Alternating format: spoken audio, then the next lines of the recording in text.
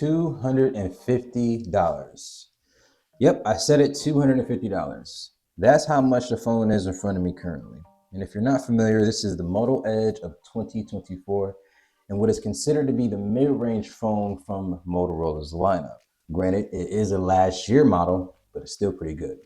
In fact, I think it's better than the one that's currently out right now. Stay tuned to find out why. So unlike other brands and models of devices that are called the Edge, this one actually really means it. This display bleeds along the side of the device, and it's a build factor that some people are a fan of and some people aren't. But it's very much one of those things where you got to hold it in your hand to see if you like it. And it's something as far as design-wise that Motorola still carries on even up until the current model. But looking around the device here, you can see that it is a pretty slim phone. It's not heavy at all. It's easy to grip. It's actually quite narrow.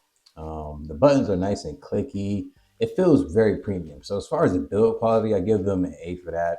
Similar design laid out to a lot of other phones that are in the market. Power button there, volume up and down keys. And the camera bump isn't too bad here, actually. It's actually not bad at all. Is there any wobble? It's a little bit of wobble, so it's not bad though. But on the top, microphone there. And let's get to the back here. The back is like a leathery textured feeling that they have on other devices as well. And originally I thought this was black, but it's actually midnight blue. And that's something that I give Motorola credit for. They actually tried things with different colors, so I'm a big fan of that. Now, dual cameras on the back here. You got a 50 megapixel main sensor and a 13 megapixel ultra wide with LED flash. And the front is a 32 megapixel selfie. Now looking along the left side of the phone, as you guys can see, there's a button over there. Now it's not a power button, it's actually an action button or just whatever you want to call it. It's a button that can function to do anything you want as far as opening up any application. So it's not just locked to one thing, which is what I like there, because if you're going to give me an extra button, let me do what I want with it. Display, display, display. The display in this device is absolutely beautiful. Colors look amazing on here. Size of it is 6.6 inches. Resolution is 1080 by 2400. And the refresh rate is 144 hertz. Now, max brightness is claimed to be 1300 nits, which I do believe is 1300 nits because sometimes Motorola lies about their brightness. Not to throw shots at them, but it's just true. You know, they said the current Edge has 4500 nits, and I just doubt that it's that bright. But anyway, beautiful display. That's one thing I can't take away from this device. So I went ahead and pulled up a cliche 4K video, and you guys can see from all the angles. I mean, this thing is bright. I don't even have it at full brightness right now. Now, it's not an HDR display, but it's PLED, so it's really solid, looks really, really good. And out of the box, the device is going to be running Android 14. Now, you do have the update to Android 15, and that's pretty much where the buck stops. Sorry for all that noise, but Motorola is just known in the past to not update phones that often. If you get a phone from Motorola, whether it be budget or mid-range, can't really say for flagship, because sometimes with flagships, they actually do put the updates out a little bit more. But you're probably going to be rocking the same software, if not one upgrade, and that's it. You know, they don't. That's it. New phone. You want new software. You got to get new phone, and it's something that they've been doing for a very, very long time. But as far as additional specs, Snapdragon 7S Gen 2, which is a slightly above mid-range processor. It's like mid-range, but not quite too powerful. It's really good. And then Adreno 710 for the GPU, 8 gigs of RAM, 256 gigs of internal storage, and dual speakers. You have an in-display fingerprint scanner, so it is an optical fingerprint scanner. It's not ultrasonic. And as far as battery, it's 5,000 milliamp hour battery and 68 watt wired charging. So it is capable of really, really quick charging, and 15 watt wireless charging. So one thing to mention, no charger in the box. All right, look how thin that box is. When you go to the store and you see a box that's this thin, just know you're getting gypped off the rip, bro. It's been like that for years, but I'm just tired. Stop bragging about how fast a phone can charge if you're not gonna give us a charging break. I mean, at least OnePlus is giving people charging breaks. Anyway, I love the phone. I think it's a really good phone. I think it's better than the Moto Edge of 2025. Now, I'm a little bit biased here. I prefer Snapdragon processors over MediaTek ones because in the current model, It's a MediaTek Dimensity 7400 Ultra. With this one, it's the Snapdragon 7S Gen 2. And one thing I can say immediately off rip is that the overall performance feels a lot better, a lot smoother. It feels as though things work the way they should.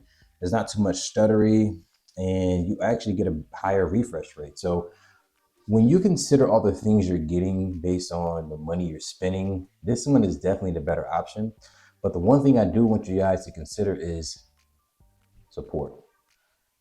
Do not expect Android 16 in this phone here. If it happens, I'll be surprised, but if that's a major thing for you, I would say stay away from this phone. But if that's something you can look past and you can buy the phone and use it for the next 3 or 4 years, then you'd be perfectly fine.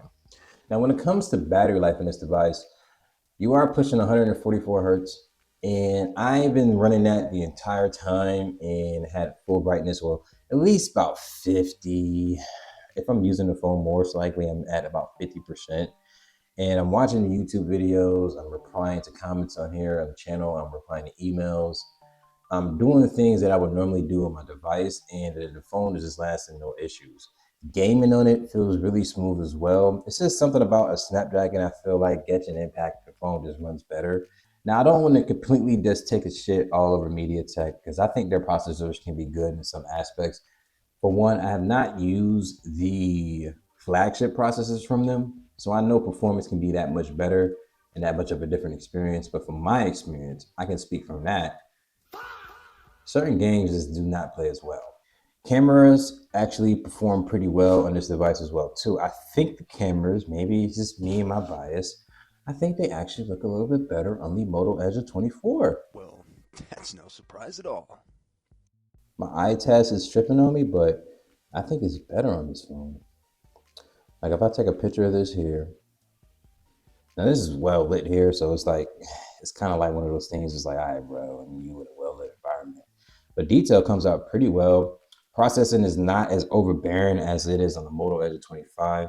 I don't mind a little bit of AI processing to make the photo look a little bit better, but when you just completely change how the photo looks, like what this device does, not a fan.